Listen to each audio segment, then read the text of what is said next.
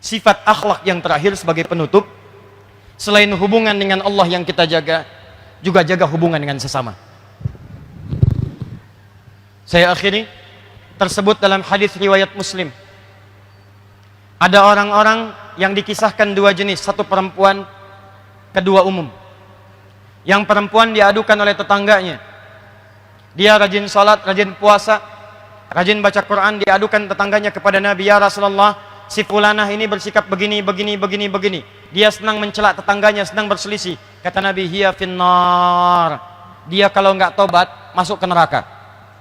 Kalau tidak tobat, masuk ke neraka. Disebutkan di hadis Muslim riwayat sahabat Abu Hurairah radhiyallahu taala anhu. Perhatikan kalimatnya nih. Lihat kalimatnya. Nabi sedang kumpul begini dengan para sahabatnya, ditanya. Bertanya Nabi, atadrunal muflis? Tahu nggak kalian orang yang bangkrut saat di akhirat? Kata sahabatnya, ya Rasulullah, al-muflisu fina ma la dirham lahu wa la mata'. Ya Rasulullah, orang bangkrut di antara kami yang sudah nggak punya uang sepeser pun, nggak ada aset sedikit pun. Uang nggak ada, aset nggak punya. Kata Nabi, perhatikan baik-baik kalimatnya. Al-muflisu min ummati. Orang bangkrut dari umatku itu. Ingat, Nabi tidak menyebut umatnya Musa, bukan umatnya Isa, tapi umatku. Ada orang yang mengaku umat Nabi Muhammad disebut bangkrut oleh Nabi. Ya'ti yaumal qiyamati bi sholatin. Datang di hari kiamat, salatnya begitu rajin dikerjakan saat di dunia. Wasiyamin, puasanya rajin. Wa zakatin, zakatnya tak tertunda. Wa ya'ti qad syatama hadza. Cuman sayang, dia suka mencela temannya yang lain. Wa qadhafa hadza, menuduh kawannya yang lain. Iri hati dengan pekerjaan kawannya, kemudian dia tuduh dengan tuduhan-tuduhan yang tidak layak. Dengki dengan jabatan yang dipangku oleh kawannya. Dia berprasangka harusnya dia, kenapa kawan yang lain yang diangkat. Kemudian dia iri hati, dia dengki, dia caci maki, dia sebarkan tebar fitnahnya. Apa yang terjadi? Kata Allah, lihat kalimatnya melalui lisan Nabi.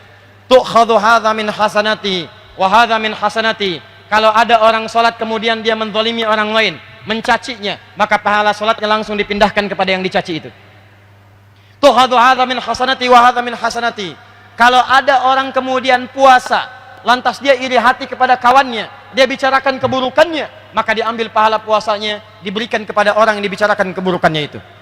Fa in faniyat hasanatuhu, kalau habis kebaikannya, tersisa keburukannya, maka diambil dosa-dosa orang yang dizalimi itu, ditimpakan kepadanya dan dilemparkan ke dalam neraka.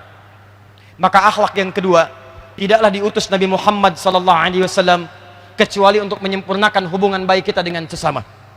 Maka kali ini saya ingin mengajak kepada kita semua, bukan cuma kita rajin salat, rajin puasa, rajin baca Al-Quran, tapi bagian yang kedua ini yang tidak kalah penting. Orang yang bisa mempraktekkan ini, maka dijamin oleh Allah langsung di Quran surah ketiga, ayat 133 sampai 134, paling kanan sebelah atas di mushaf. Allah akan tempatkan orang ini di sebuah surga yang luasnya seluas langit dan bumi. Kalau nggak percaya, silakan. Anda amalkan, berdoa, cepat meninggal. Begitu Anda selesai, kembali kepada Allah. Seluas langit dan bumi. Mau maraton, silakan, nggak ada ujungnya. Mau koprol, bebas. Apa amalannya? Amalan pertama, alladzina yunfiquna fis sarra'i wad dharra. Dia gemar berbagi dengan sesamanya. Maka ayo praktekkan. Teman-teman yang di provinsi, begitu dapat tambahan, dapat promosi, dapat macam-macam, ayo silakan infak.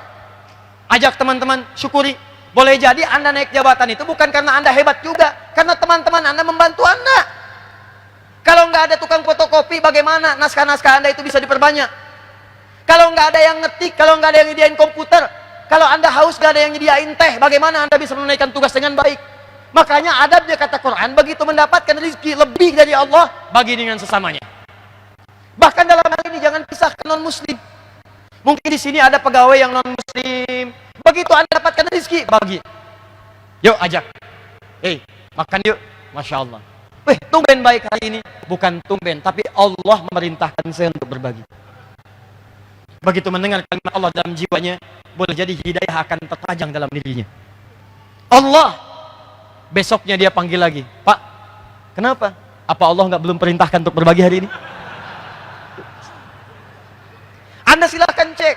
Banyak hadis-hadis Nabi itu mendorong kita untuk berbuat baik dengan sesama.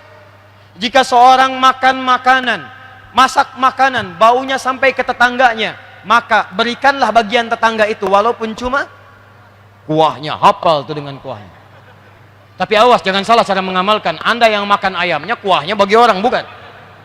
Dilihat bagaimana indahnya dalam Islam. Begitu Anda masak, sampai baunya ke tetangga, bagi, kata Nabi. Dia punya hak, dia merasakan baunya. Tapi saya tanya pada Anda, apakah Nabi mengatakan kalau tetangga Anda Muslim saja? Tidak. Ini Anda pulang nih, tetangga Anda samping ada yang Kristen, sampingnya lagi Hindu, sampingnya lagi Muslim. Anda pulang dari sini masak opor ayam, baunya ngalir ke semua rumah tadi. Yang Kristen dapat baunya, yang Hindu dapat baunya, yang Muslim dapat baunya. Nabi mengatakan bagi, jangan pisahkan mereka semua. Bagi satu-satu. Indah. Betapa tinggi nilai dalam Islam. Dan jangan dilewatin. Anda masak opornya, Kristen mah Hindu dilewatin. Islam yang dikasih. Keluar yang Kristen, Pak, opornya enak ya?